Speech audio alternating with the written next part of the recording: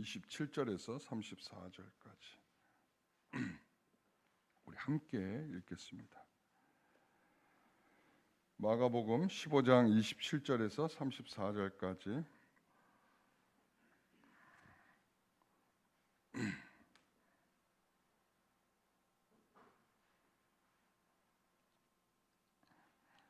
같이 읽습니다. 강도 둘을 예수와 함께 십자가에 못 박으니 하나는 그의 우편에 하나는 좌편에 있더라.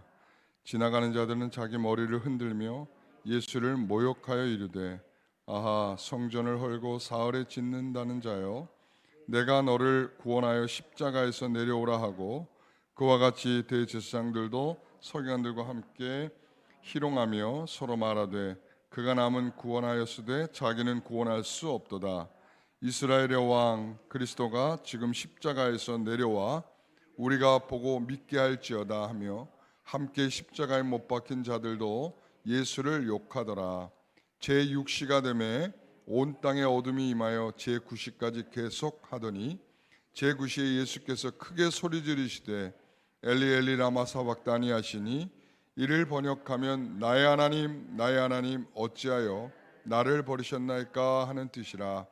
아멘. 이번 고난주간에 우리가 함께 나누게 되는 이 말씀의 5번의 주제는 십자가를 묵상하라, 이런 제목으로 말씀을 함께 나누도록 하겠습니다. 우리가 밤이 되면 조금 높은 곳에서 쫙 바라보면 이 교회의 십자가들이 매우 많이 보입니다. 저도 이 이제 목양실 위에 옥상에 이렇게 올라가서 가끔 이제 환기를 시키고 바람을 쐴 때 이렇게 보면 십자가가 많구나, 이 생각을 합니다. 그리고 또 우리 성도들 가운데서도 보면 이 십자가를 목걸이처럼 이렇게 걸고 다니시는 분들도 있습니다. 이렇게 우리에게 있어서 이 십자가는 매우 친근한 이미지가 되어버렸습니다. 그러니까 목에다도 걸 수 있을 만큼, 그리고 또 우리가 살아가는 모든 환경에서 이 교회를 표식하는 십자가를 어디에서든 볼 수 있습니다. 어떤 상품에서도 볼 수 있고, 그만큼 흔하게 이 십자가는 우리의 친근한 이미지가 되었습니다. 그런데 정말 이 십자가는 우리가 과거의 로마 사람들의 십자가에 대한 이해가 없이는 우리가 지금의 십자가를 생각하는 것은 조금 곤란하다. 왜냐하면 이 과거의 로마 사람들에게 있어 십자가는 이 수치고 부끄러움이고, 그리고 또한 인간 이하의 사람을 처벌하는 그러한 방식의 처형 틀이었습니다. 주님의 십자가를 생각하려면 당시에 이런 십자가에 대한 생각을 하지 않고서는 우리가 그 십자가를 논하기는 쉽지 않다. 그래서 로마 시대의 십자가는 우리가 잘 아는 대로 사형 틀이었습니다. 십자가는 또한 인간의 존엄한 가치를 갖고 있다라고 말하는, 스스로를 말하는 로마 사람들에게는 적용되지 않는 사형 방식입니다. 그래서 로마 사람들이 이방인들이나 그리고 죄수들, 특히 이제 로마 사람이 아닌 죄수들, 그리고 또한 노예들을 자기의 사유화하여 처벌하기도 하고, 또한 공개적인 처벌을 하기도 하고, 또 그들을 인간 이하의 가치로 이 십자가에다 매달아 놔서 계속 사람들에게 구경거리로 삼기도 했습니다. 이런 십자가는 그래서 어떤 사람은 그렇게 말해요. 인간 이하의 존재에게 행하는 것으로 살인자나 노예와 이방인들이 행하는 것이었다. 그리고 키케로라고 하는 사람은 십자가는 혐오스러운 것이다. 그러니까 지금 우리가 이렇게 친근한 것으로 이해하고 있다면, 만약 로마 사람들이 와서 이것을 본다면, 그 당시에 로마 사람들이 와서 이 모습들을 본다면 참 기가 막힐 것 같아요. 이 만일 자신의 노예를 매달고 사람들 앞에 조롱하고 전시하던 로마 사람들이 오늘 이곳에 온다면 참으로 어떨까? 여러분, 우리는 그들의 상상을 우리에게 맞춰본다면 이럴 수 있어요. 여러분, 사형을 집행하기 위해서 많이 썼던 것들 중에 하나가 뭐냐면 단두대, 머리를, 이 목을 자르는, 위에서부터 칼날이 쫙 내려와서, 여러분 그 칼을 여러분들의 목걸이로 만들면 어떨까요? 여러분, 교수형에 처할 때 뭘로 하죠? 밧줄로 하잖아요. 그 밧줄을 여러분들의 목걸이로 삼는다면 어떻겠습니까? 그리고 여러분, 일본 사람들은 사형을 이 사무라이 칼로 할복을 시켜서 사형을 집행했습니다. 그 사무라이 칼을 여러분들의 목걸이로 삼으면 어떻겠습니까? 다 끔찍하죠. 그러니까 이 로마 사람들의 입장에서 바라보는 십자가는 이런 것입니다. 우리가 참 기가 막히게 생각할 그런 일들을 우리는 너무도 자연스러운 것이 되었습니다. 십자가는 당시의 사형틀이며 인간에게 내는 형벌이 아닌 그 인간 이하의 취급을 하는 자들에게만 이 처형을 했단 말이죠. 이 당시 유대인들에게도 십자가에 달리는 것을 어떻게 생각해? 저주로 생각을 했습니다. 그래서 이 베드로나 그리고 또 바울이 복음을 전할 때에 꼭 빠뜨리지 않고 했던 말 중에 하나가 이런 것입니다. 사도행전 5장 30절에 보면 너희가 나무에 달아 죽인 예수를 우리 조상의 하나님이 살리고 이랬습니다. 나무에 달려 죽으신 예수, 이게 굉장히 중요한 표현입니다. 나무에 달린 예수, 거기서 죽음을 당하신 예수. 사도행전 10장 39절에 봐도 우리는 유대인의 땅과 예루살렘에서 그가 행하신 모든 일의 증인이라 나무에 달아 죽였으나 이랬습니다. 나무에 달았다 이렇게 표현하고 있어요. 사도행전 13장 28절 29절에 보아도 사도 바울이 이 복음을 전하면서 이 빌라도에게 했던 말이죠. 빌라도에게 했던 죽을 죄인을 하나도 찾지 못하였으나 빌라도에게 죽여달라 하였으니 성경에 그를 가리켜 기록한 말씀을 다 응하게 한 것이라 후에 나무에서 내려다가 무덤에 두었으나. 그러니까 그들의 표현은 십자가에 죽으신 이런 표현이 아니라 뭐라고 표현했어요? 나무에 달리신 이런 표현이에요. 그들이 복음을 전할 때 나무에 달리신 그 예수를 우리 하나님께서 부활하게 하셨다라고 하는 것을 복음을 설명할 때에 그렇게 표현했단 말이죠. 나무에 달리신. 여러분, 분명한 이 표현은 사도행전에 이렇게 표현하고 있는 이 사도들이 베드로가 바울이 나무에 달리신 이렇게 표현한 것은 무엇을 염두에 두고 이런 표현을 한 것입니까? 그것은 구약 성경에 나오는 나무에 매단 것은 저주의 상징이라는 것을 말하고 있는 것입니다. 그러니까 많은 사람들이 예수께서 십자가에 달리신 모습을 보면서 구약 성경에 기록된 것처럼, 신명기에 기록된 것처럼 나무에 달린 자들은 모두 십자가에 이 달려있는 이 예수는 저주를 받은 인생이다. 모든 사람들은 아마 그렇게 생각했을 겁니다.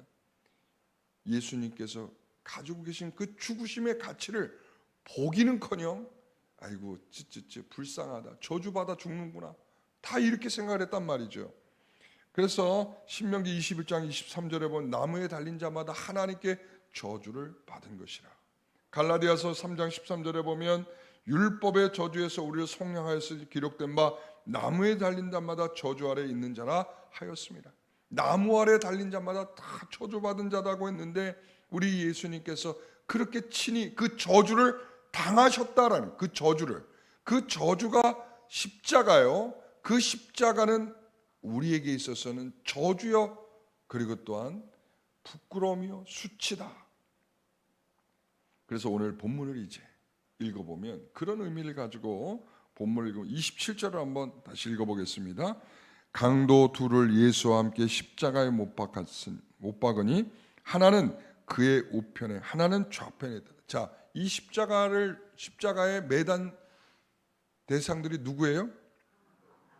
강도들이었다. 그러니까 그 당시에 범죄자들을 처벌하기 위해서 이 십자가에 매다는 일이 있었다, 이런 거죠. 그 다음에 29절, 지나가는 자들은 자기 머리를 흔들며 예수를 모욕하여대 아하 성전 헐고 사흘에 찢는다는 자요, 이랬단 말이죠. 지나가는 자들은 다 머리를 흔들었어요. 왜? 얼마나 심각한 죄인인가, 얼마나 하나님을 모독하는 죄인인가. 그들의 편에서는 강도는 아니었지만, 예수는 강도는 아니었지만 하나님을 모독하는 아주 심각한, 강도들보다 더 심각한 죄인으로서 예수를 바라봤다면 머리를 흔들었어요. 여러분, 이 표현이 얼마나 나쁜 표현이에요. 그 불쌍한 인생, 너나 구원하지, 너나 똑바로 하지, 이런 거죠. 31절을 보십시오. 그같이 대제사장도 서기관들과 함께 희롱하며 서로 말하되 그가 남은 구원하시되 자기는 구원할 수 없도다. 다 희롱하고 비꼬고 조롱하는 말들을 이 십자가에 매달려 있는 예수님을 향하여 하고 있단 말이에요. 32절을 보십시오. 이스라엘 왕 그리스도가 지금 십자가에서 내려와 우리가 보고 믿게 할지어다 하며 함께 십자가에 못 박힌 자들도 예수를 욕하더라. 심지어는 함께 매달려 있는 이 사람들 가운데서도, 이 죄인들 가운데서도, 강도들 가운데서도 이 예수님을 향하여 비웃고 조롱하고 있었다, 이런 말이죠. 참 안타까운 모습이죠. 자, 그러면서 34절을 이제 같이 읽어봅니다. 제9시에 예수께서 크게 소리 지르시되 엘리 엘리 라마 사박다니 하신 이를 번역하면 나의 하나님 나의 하나님 어찌하여 나를 버리셨나이까 하는 뜻이라. 심지어는 예수님께서는 이 십자가에 매달려 있는 예수님을, 자, 예수님은 뭐라고 시편 22편을 인용해서 뭐라고 하셨어요? 라마 라마 사박다니, 라마 사박다니. 하나님 하나님, 엘리 엘리, 하나님 하나님 어찌하여 나를 버리십니까? 많은 사람들은 바로 이런 시편의 22편의 이 말씀처럼 바로 하나님도 버리는 것 같은, 하나님과도 상관없는 것 같은 추악한 죄인의 죽음의 모습으로 비춰지고 있는 순간이라는 것이죠. 여러분, 주님께서 이런 저주의 상징인 이 십자가에 매달려 계시는 것은 부끄러움이고 치욕적인 십자가다. 십자가는, 오늘의 주제는 그겁니다. 이 치욕스러운 십자가, 이 치욕스러운 십자가, 누구도 지나가면서, 심지어는 강도조차도, 함께 매달려 있는 죄인들도 조롱하는 십자가. 여러분, 이 십자가가 지금 우리에게는 굉장한 자랑이지만, 여러분, 그 당시에 이 고린도전서에 보게 되면 이 십자가는 거치는 것이고, 그리고 다른 사람이 하나님께 갈 수 없도록 이 걸림돌이 될 수밖에 없는 거예요. 그렇지 않겠습니까? 왜?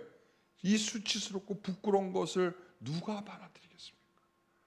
그 가운데 죽으신 그 예수를 누가 받아들일 수 있겠습니까? 여러분, 이런 측면에서 당시의 예수님을, 십자가에 죽으신 예수님을 받아들였다라고 하는 것은 기적입니다. 예수님께서 십자가에 죽으시고 부활하신 것만큼 사람들이 받아들이기 어려운 기적적인 메시지입니다. 우리는 너무나 지금 자연스럽게 받아들이고 너무나 아무것도 아닌 것처럼, 왜? 우리는 이렇게 십자가를 교회마다 매달고 있고, 그리고 사람마다 목에 매달고 다닐 수 있을 만큼 너무나 자연스러운 것이지만, 당시에 십자가를 꺼낼 수가 없는 거예요. 당시에 십자가를 걸 수가 없습니다. 그런데 그 십자가에서 죽으신 예수님을 당시의 사람들이 받아들일 수 있었다는 것은 정말 기적적인 일입니다. 그 기적의 성도들이 초대교회의 성도들이었다. 오늘날 우리는 보편화된 이 십자가를 보면서 우리의 마음속에 이 마음이 필요한 것 같습니다. 기독교의 십자가가 교양 있는 사람에게 꺼리는 것이었습니다. 당시에 십자가는 참담한 죄인의 것입니다. 사람들은 나 정도라면 괜찮다라고 생각할 거요. 여러분, 요즘에 우리가 이제 갖게 되는 이 십자가에 대한 잘못된 생각은 뭔가 하면 그 십자가에 내가 매달려야 했었다라고 하는 사실에 대한 것을 자꾸 놓치게 되는 것 같습니다. 사람들은 나 정도면 괜찮다, 이런 자부심을 가진 사람에게 십자가는 별로입니다. 그리고 내가 도대체 큰 죄를 저질렀다고 나를 위해 끔찍한 십자가에서 죽으셨단 말이야? 여러분, 이제 이렇잖아요. 우리는, 자, 우리 소고기를 보면 저기 뿔뿔뿔, A 뿔뿔뿔, A 뿔뿔, A 뿔. 여러분, 이게 뭐죠? 등급이죠. 그래서 어떤 게 마블링이 좋은가? 그래서 A 뿔뿔뿔, 그런 소고기는 굉장히 육질이 좋다. 자꾸 침이 꼴깍 넘어가는 걸까요? 자, 그러니까 등급이 매겨 있는 것처럼, 우리가 등급이 매겨 있는 것처럼 생각할 수 있단 말이죠. 등급이 매겨 있어서 A 뿔뿔뿔, 야, 이거 정말 좋은 건데? 라고. 그러니까 저기에 A 플러스하고는 상대를 시키지 못하는 거예요. 이거 저질의 고기. 이렇게 되는 거죠. 우리가 생각할 때에 죄인이라고 하면 A 뿔뿔에 해당되는 죄인, A 아니 B 마이너스, 우리가 등급을 나눠 가지고 말이죠. 이 사람은 큰 죄인, 이 사람은 조금 큰 죄인, 이 사람은 작은 죄인, 이러면서 우리가 생각해, 야, 그래도 우리는 그래도 작은 죄인이잖아. 죄하고는 달라. 그러니까 예수님께서는 죄를 위해서는 죽으셨을지 모르지만 나를 위해서는 그래도 나는 그래도 조금 괜찮은 사람이니까, 이렇게 된다는 거죠. 그래서 내가 도대체 큰 죄를 저질렀다고? 나를 위해서 그런 십자가를 지셨다고? 예수님이 이렇게 죽어야 한다는 복음은 인간의 어떤 여지를 남겨두고 있는 사람들에게는, 나는 조금 괜찮다라고 생각하는 사람에게서 십자가는 왠지 나를 위해서는 아닐 것 같은 생각을 하게 되는 겁니다. 의로운 사회를 만들려고 하는 이런 사회에서는 어떻게 보면 이 불필요하게 느껴지는 거예요. 요즘의 젊은 세대에게 나타나는 가장 큰 특징 중에 하나는 예수님이 나를 위해서 죽으셨다는 공감대가 나타나지 않는 거예요. 왜 헌신이 없느냐? 왜 주님 앞에 온전한 예배를 드릴 수 없느냐? 왜 온전한 성도로 살아가기를 기뻐하지 않느냐라고 종교적인 사람들로 되어가는 첫 번째 이유는 그 십자가가 나와는 상관없는 그저 교회를 표식하고 내 장신구일 뿐이지, 그것이 진정한 십자가의 가치가 뭐고 얼마나 부끄러움과 수치를 이겨내신 주님의 피 흘리시고 그리고 우리를 위한 죄속한 그 엄청난 메시지를 담고 있는 것에 대한 이해가 내 안에 적용되지 못하는 이 현대 사회의 젊은 사람들에게는 그 십자가는 그저 장신구일 뿐입니다. 다 착한 자나 흉악한 죄인이든 다 같다고요? 이런 반문이 되는 거죠. 저렇게 흉악한 죄인과 나를 똑같이 취급한다고요? 저 사람은 마땅히 예수님이 대신 죽어줘야 될 사람이지만 그래도 나는 그래도 이 정도면 괜찮은 거 아니겠습니까? 그러니까 그 십자가가 담고 있는 그 무한한 의미들을 생각할 수 없는 것이죠. 제가 오늘 첫 번째 시간으로 십자가를 묵상하라라고 하는 것은 십자가는 수치와 부끄러움이요, 그것을 받아들이는 자들에겐 기적과 같은 일이었다. 오늘은 우리가 그 기적을 체험한 자로서 진정한 가치를 내 안에 담고 나를 위해 그 수치와 부끄러움을 친히 감당하신 예수님, 나무에 달려 유대인들은 바라보면서 저 저주받은 인생, 손가락질하던 그 모습을 바로 생각하면서 그것이 바로 내가 매달려야 할 것이었다. 왜 예수님이 이 끔찍한 치욕적인 십자가에 죽어야 했던 것입니까? 제가 이렇게 말하고 싶습니다. 오늘 결론입니다. 그것은 우리를 향한 경고입니다. 너희도 예수 그리스도의 십자가가 아니면 이렇게 죽는다. 우리를 향한 경고입니다. 이 경고 앞에 우리가 참으로 감사, 그리고 심각한 내 영혼의 회복을 위한 간절한 소망, 그리고 내가 이렇게 살아서는 안 되는 새로운 주님을 향한 열심, 이 모든 것들이 이제 우리를 향한 경고로서 들려지시기를 간절히 소망합니다. 기도하겠습니다. 하나님, 이미도 우리에게 무뎌진 이 모든 내용들이 모르는 바가 아닙니다. 우린 이미 다 알고 있습니다. 교회에서 수없이 들려졌고 가르쳐졌고 성도들은 그 말을 수없이 들어오고 있습니다. 그런데 그것이 그 십자가가 나를 향하여 경고하고 있습니까? 너는 바로 이렇게 죽어야 할, 이런 저주를 받아야 할, 이러한 수치와 모멸과 부끄러움을 받아야 할 인생이야. 우리에게 말씀하시는 주님 앞에 나를 붙들어 매어 다시 한번 새로운 인생을 살기를 희망하는 주의 은혜가 있는 시간이 되게 하여 주옵소서. 주님이 우리에게 주신 그 놀라운 생명의 가치를 우리의 삶에 적용할 수 있도록 인도하여 주시옵소서. 하나님께서도 이 아침에 우리를 부르셨으니 감사합니다. 그 부르심에 우리가 온전한 마음으로 설 수 있는 우리가 되게 하여 주시옵소서. 온라인으로든 직접적으로 참여하는 모든 성도들이 주님의 십자가를 더 깊이 생각할 수 있는 이 시간이 되게 하여 주시옵소서. 예수님의 이름으로 기도하옵나이다.